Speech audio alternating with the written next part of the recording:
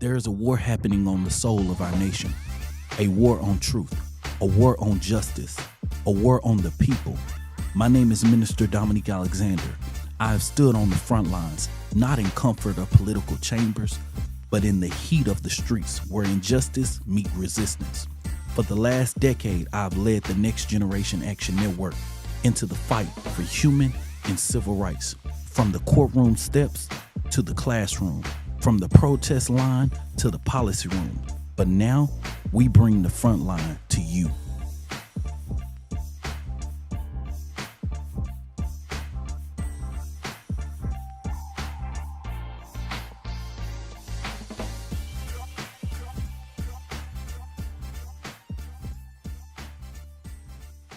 All right, 3, 2, 1.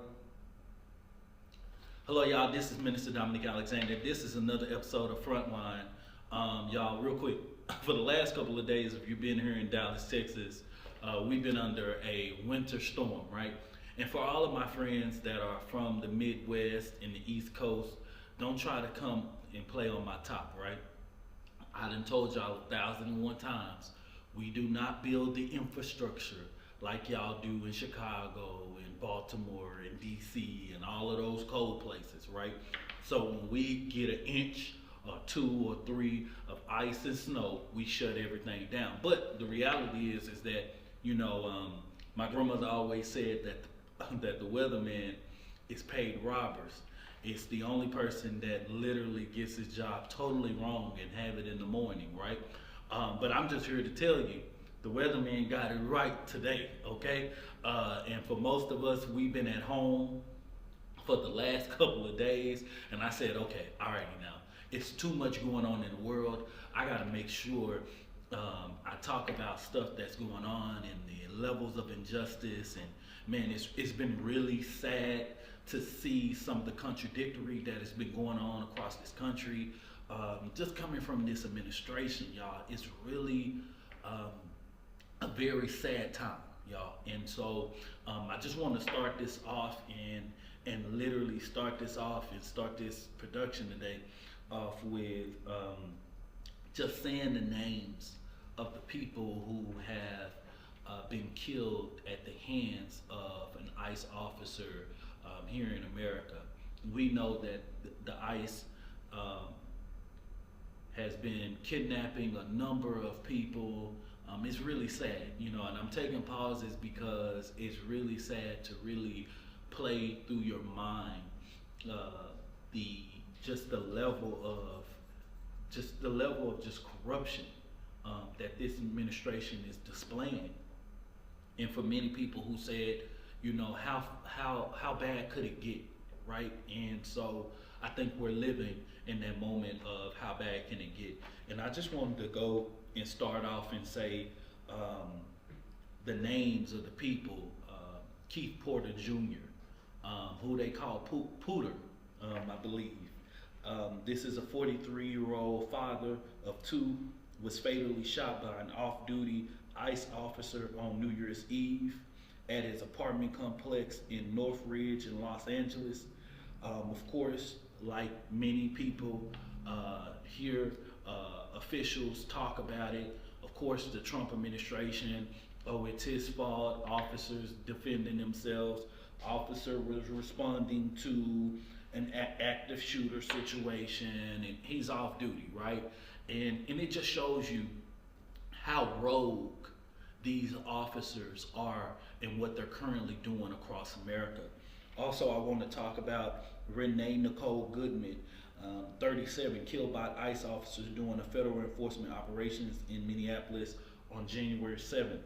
Multiple gunshot wounds. Of course, Renée Goodman and her partner was legal observers trying to make sure that people's rights are not being violated.